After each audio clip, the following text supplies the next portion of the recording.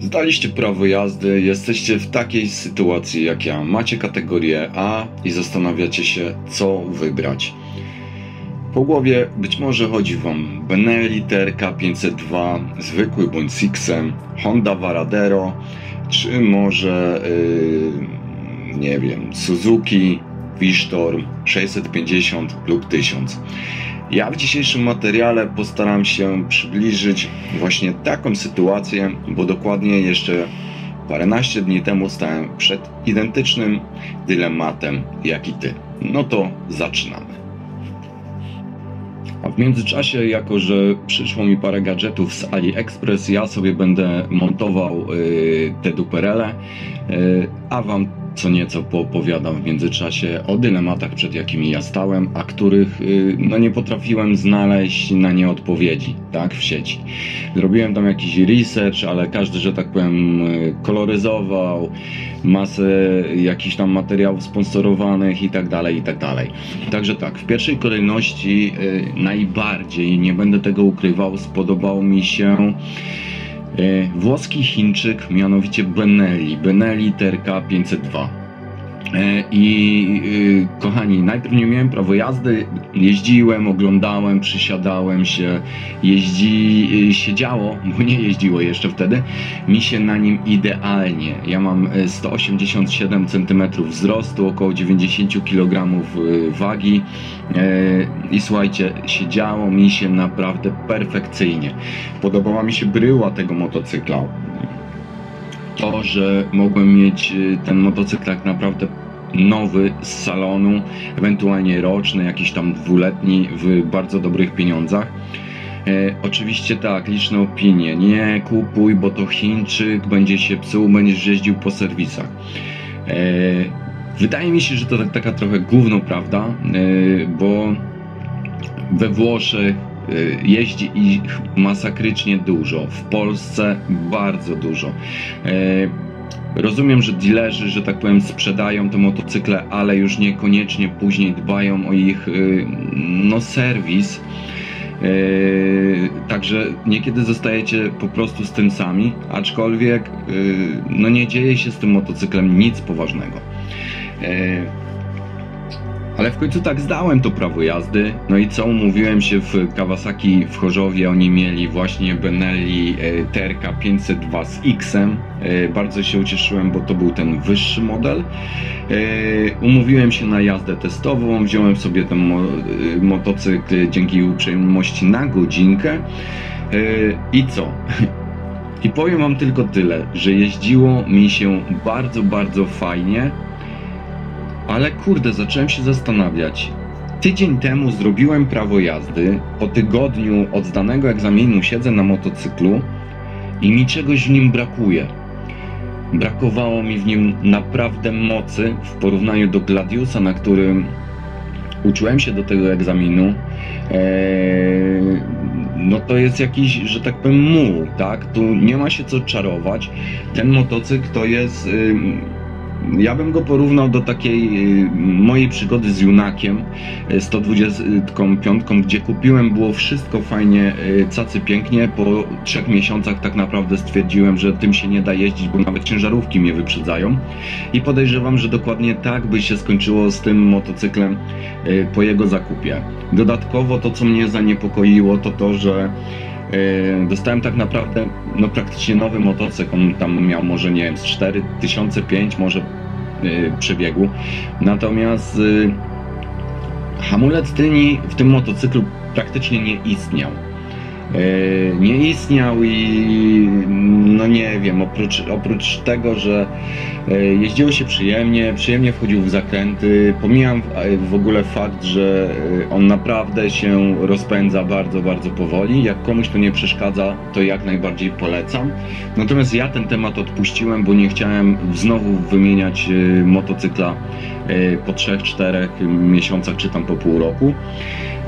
No i co? I zacząłem szukać jakiejś alternatywy z racji mojego wzrostu.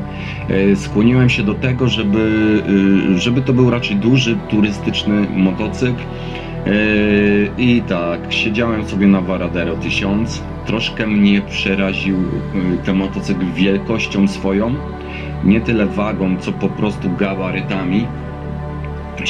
Siedziałem na DL-u 1000, czyli V-Stormie, V-Storm, czy jak to tam wszyscy na niego mówicie. Natomiast on również wydawał mi się taki troszkę ociężały, klockowaty. Nie wypowiem się, jak one jeżdżą, bo zarówno na DL-u 1000, jak i na Varadero 1000 nie miałem przyjemności pojeździć. Natomiast po pewnych konsultacjach z żoną doszliśmy do wniosku, że nie o to chodzi, żeby coś mnie przerażało na początku, tylko to ma być maszyna, która miło, sprawnie będzie się przemieszczała, będzie przede wszystkim łatwa w prowadzeniu, łatwa w manewrowaniu, której moc nie będzie przerażała. No i nie ukrywam, że trochę również ze względu na budżet wybór padł na mniejszą wersję DL-a 1000, czyli DL-a 650. No i oglądałem parę egzemplarzy. No i jak widzicie, jeden trafił właśnie do mnie. Jest to maszyna z 2005 roku. Przejechane ma w tym momencie 62 000. Odebrałem parę dni temu z serwisu, gdzie poprosiłem o tak naprawdę drobiazgowe sprawdzenie motocykla pod kątem tego, czy nie był jakoś, nie wiem, nie miał jakiejś przygody, tak? Wiecie, no jeździcie na dwóch kółkach, musicie mieć tę świadomość, że od tego, w jakim stanie jest wasz motocykl, zależy bardzo dużo, bowiem zależy wasze życie. Wszystko okazało się ok, powymieniałem oczywiście olej, filtr, płyn hamulcowy, dolany został płyn chłodniczy i to tak naprawdę tyle. Motocyklem zrobiłem w przeciągu, to nie wiem, raptem tygodnia w granicach 300 km i powiem wam tak. Z czystym sumieniem bardzo się cieszę, że nie jest to jednak 502. 702 jednak wychodziła znacząco ponad mój budżet, dlatego nie brałem jej w ogóle pod uwagę. Pomimo tego, że czytałem i oglądałem o niej tam znakomite recenzje, mniej lub bardziej oczywiście sponsorowane. Natomiast tak, tu mam tani, dobry, sprawdzony motocykl, który ma silnik, jeżeli tylko dbamy o niego, tak naprawdę nie do zajechania, którym jeździ mi się no idealnie. Ja jestem po prostu zakochany i każdy kilometr to jest uśmiech na mojej twarzy. To jest przede wszystkim poczucie czegoś, czego mi brakowało. Wcześniej bardzo dużo jeździłem na rowerach, zarówno szosowych, jak i enduro. Jeździłem po górach, byłem w różnych zakątkach Europy i brakowało mi tej wolności na dwóch kołach, tego wiatru we włosach, uśmiechniętej buźki, cieszącej się i to wszystko, no to wszystko, kochani, dostarczyła mi ta maszyna. To, nad czym się jeszcze muszę, że tak powiem, pochylić, ale też na początku przyszłego sezonu, to wymianę opon. Bo pozostałe elementy są w stanie no dobrym, czy tam bardzo dobrym i na chwilę obecną nie muszę tutaj nic pakować, także ja przez zimę oczywiście tak trochę jak mały gadżeciarz zamawiam i co chwilę coś dosztukowuję od naszych chińskich, że tak powiem, małych przyjaciół. Tutaj możecie zauważyć, że akurat mocowałem szerszą stopkę, kupiłem sobie jakieś tam ozdobne, że tak powiem, wentyle, czy tam nakładki na wentyle oraz taki gadżeciarski korek od oleju. Natomiast tak, przyszło mi to, co nie wiem, czy już widzieliście na filmie, czy za chwilę zobaczycie, zamówiłem sobie jeszcze wyświetlacz zmiany biegów. I o ile zrobiłem chyba coś głupiego, bo najpierw go podłączyłem, pochowałem, a później stwierdziłem, no przecież trzeba go zaprogramować. Natomiast już na chwilę obecną, tak, i w momencie, kiedy oglądacie ten film, ja wiem, że z tym wyświetlaczem jest coś nie tak. Miał być plug and play, czyli podłączamy i działa. Ja go próbowałem w przeróżne sposoby programować, natomiast żaden sposób znaleziony w necie nie przynosił rezultatów.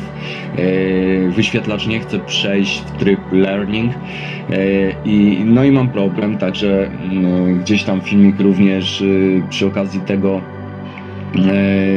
tej mojej zabawy w garażu przygotuję również dla naszych małych chińskich przyjaciół, natomiast prawdopodobnie dostanę nowy, bo takie gdzieś tam informacje dostałem.